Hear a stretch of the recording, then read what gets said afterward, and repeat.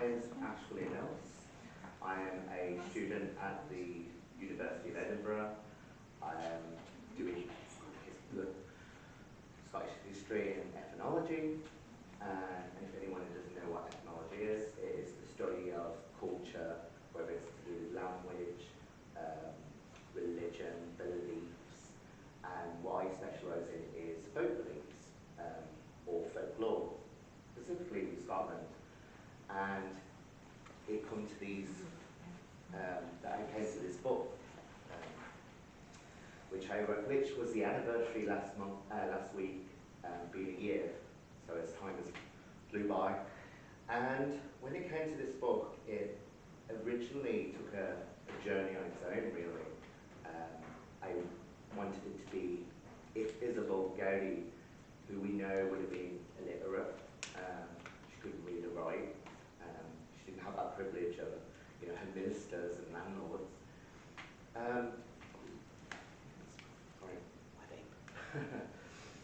So I wanted to construct something that, if she could read and write, and we know that she gave a wealth of charms and spells in her confessions, what would that book look like? I'm sure there was probably more charms that she had in her head and she worked that was not the interest of the ministers. They just want to know what she did with the devil, which we don't know if she actually did. We don't even know if she knew an understanding what a witch was to the ministers. Were perhaps when she was talking about fairies and King and Queen of Fairies, perhaps to her she's like, well, is that a witch? Does that categorise me being a witch, knowing that I believe in a strong fairy faith? And then it went on to, so it filled into historical spells and charms ranging from the last century to 17th century. So I'll go on to Isobel. So we all know her as the Witch of Nairn, and as much as she's famous for that, and certainly I know a lot that word has been reclaimed from its negative connotation. A witch back then was someone quite negative and not something that you want to be marked with. A witch meant that you were in league with the devil, you were against your neighbours and community, and that you deliberately wanted to cause havoc. That has changed today, thankfully, and is being reclaimed to people like Isobel, who she would have been known as a wise woman, categorised in academia, a cunning folk. And these people were a lot to the communities of someone from, Isobel's third town or farm town. They were people that, were counsellors, they were herbalists, they were magical practitioners, magical specialists. So these are sort of people that, which back then, sadly, women didn't have any rights and almost was like property. A man had to have a dowry with the woman, or literally sort of sold up, I suppose. And so these is a community that can't afford physicians. They were very expensive. And when they did, if you could afford them, all they do is bleed you or test your urine.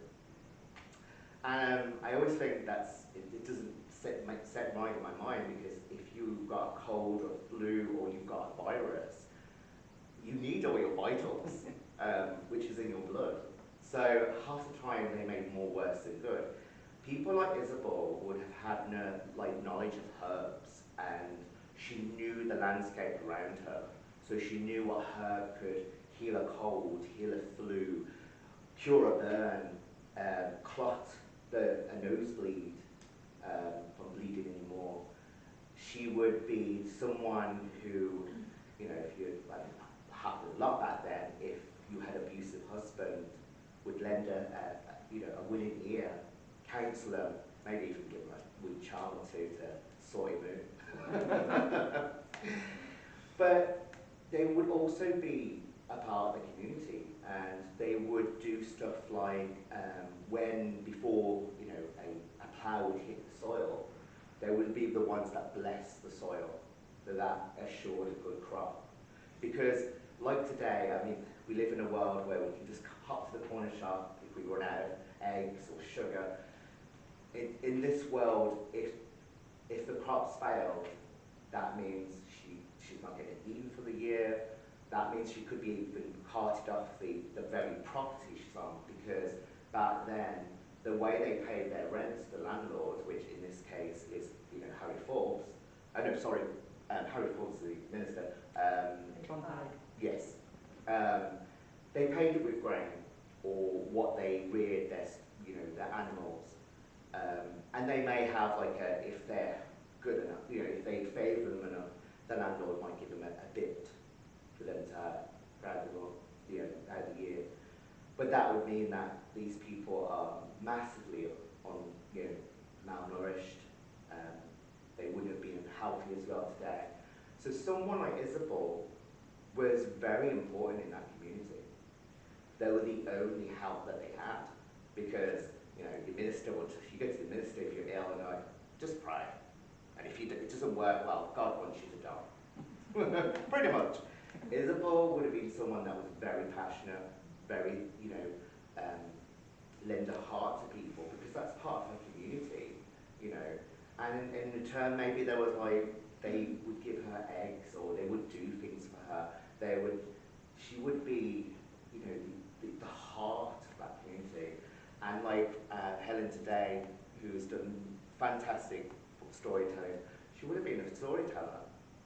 She would have been someone that, you know, in the winter months especially, when work is all done, you know, she would be around the hearth fires. Maybe she would, you know, do a little ceilidh as much as she could fit in a tiny house, well, again, if we can even call it a house, and tell the stories of her culture, the culture, to remind them things of fairies, things of magic, things of like the community's history, you know, so that they will never forget. So they were all like, there was pretty much like an oral tradition.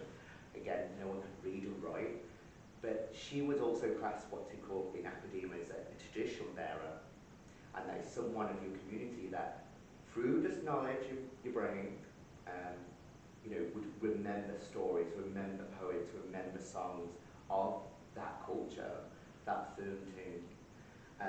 But she was also, like, Nairn was a magical specialist. And I want to sort of show some of the charms and you know, what would have been around at this time and still work today. And yeah, you've probably seen, I've got them in a boots bag, and that's intentionally because she would have had, if she had found, if she's lucky, you know, a bag dropped by, you know, a lard or whatever like that, that would be her magical sack, you know. But today, you probably see a boots bag floating in the wind. So this is what would be available to her to store her magical goods. So, I will go through one by one and then pass them around so you can see.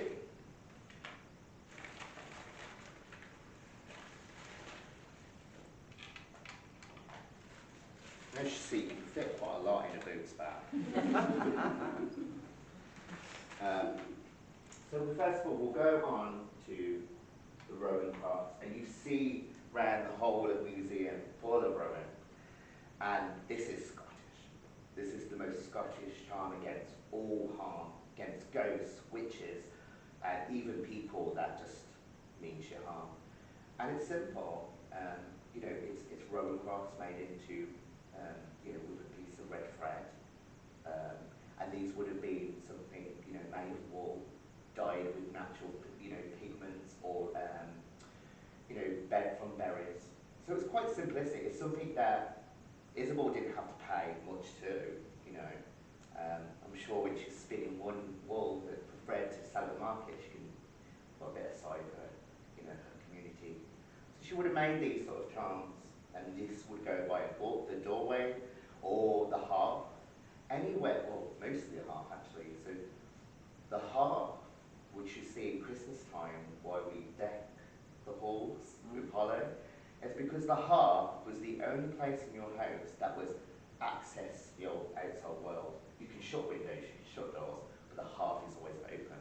So that means you're vulnerable at any time attack on fairies, witches' curses, anything that might cause you misfortune on your livelihood. And remember we're saying if just a simple crop, or kale patch, fails, that's her going starving for the year, maybe even carted off the land. So I'll pass this round and then we'll have a look. So that's a rowan cross and red thread. And there's, if I read some passages from my own book, we plug there, but, about the rowan.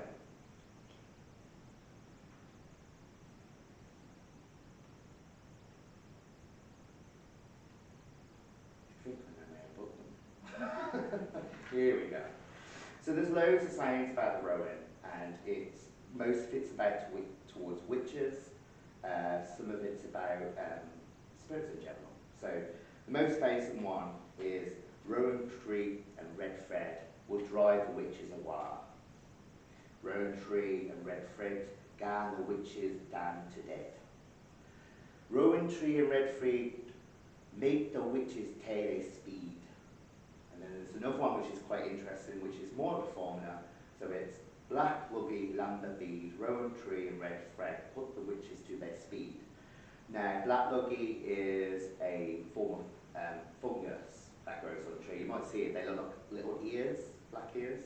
Lamber is Scots for amber, and obviously rowan tree, red thread. And when they say put them to the speed, we're not giving them extra speed. What it means is it's slowing them down, making their power decrease, so that if they do want to put a spell on you, it's not as effective. And then your wards that you put on won't even hit you. But yes, we'll go on to the next one. So on to rowan itself.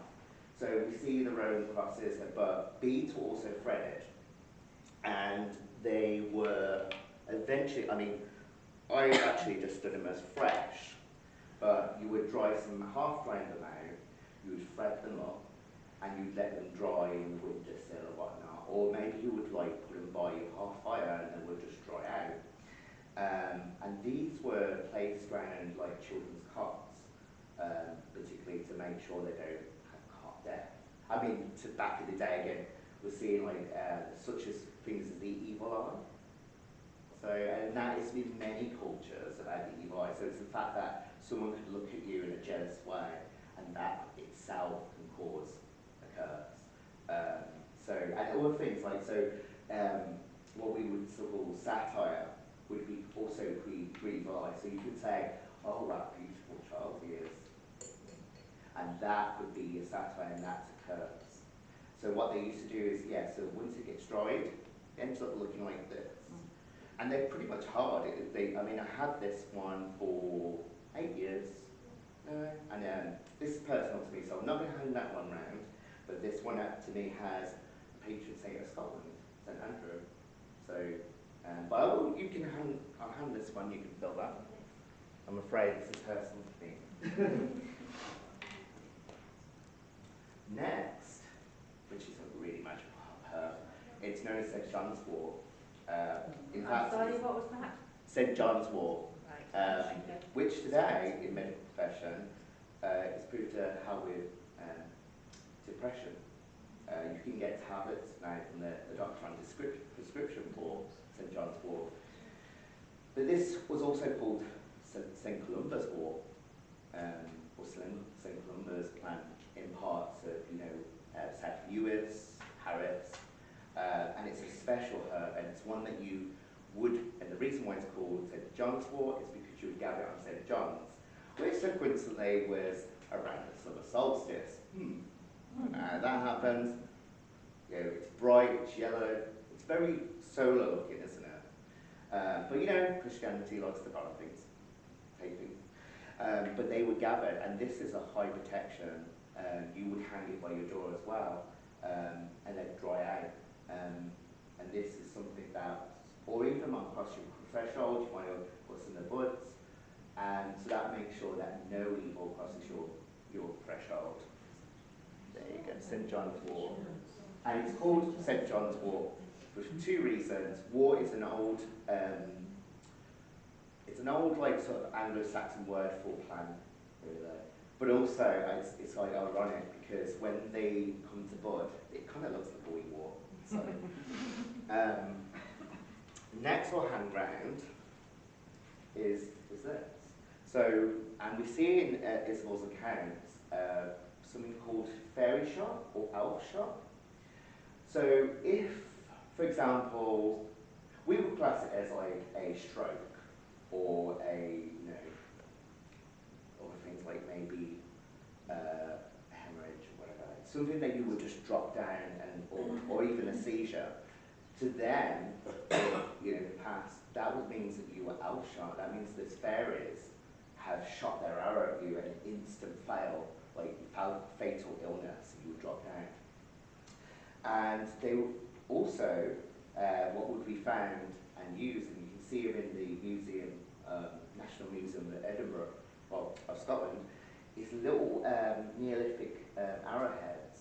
So as much as you can be harmed by the fairies by these arrows, you can also counteract it by that very own arrow. So, and you see it, you can see them. So if you go around like sort of Neolithic tombs or hill forts, you may come across these little flint arrows, and they're from the Neolithic era.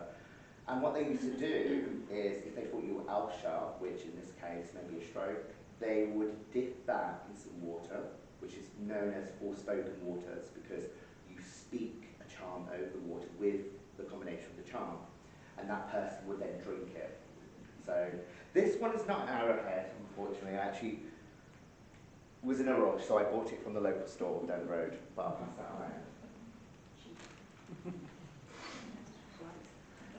So another thing that we talked about with Isobel, these, like a blacksmith or a carpenter, these are trades that were passed down because someone had to look after the farm after you, and there's no other thing that you can do. It's not like today where we can have a change of job. I'm sick of this job, we have to change it. There was no such thing. You were born into that trade. And it's the same goes with being a cunning person or a wise woman. But sometimes you would become a wise person or a healer by an object that was given to you or passed on to you. Now, I found this today in the shower shop. It's a blue bottle. So there was a wise woman during the 19th century called Biddy Early. She was known as the wise woman of County Clare in Ireland. And she was said that she was marching one day between a fairy mound and she found a blue bottle. I'll correct myself, she didn't find a blue bottle. That the fairies had gifted her a blue bottle and told to her that whatever she put into it and someone drank out of it would be healed of all illnesses. So people apparently, by the accounts, would queue to her door, asking, and also another thing, one of the accounts is that she said she could scry into it. And people don't know, the word scrying means that you can concentrate into a dark reflection, and you could probably see images of like what to come to foretell things. So she could also look into it like, so I'm going to marry, that was always on the cards, it's probably still on the cards today for young folks, I'm going to marry, I'm going to find someone. And she would look into it, scry, she's like, aye, he's blonde, he's not as tall as you want him, but he's tall somewhere. And also healing. So anyone that she put the herbs into there and poured out and drink would be cured of all illnesses. So sometimes, in a matter of fact, it's not just knowledge passed on to you. You would become a magical specialist, a wise woman, a cunning person through an object.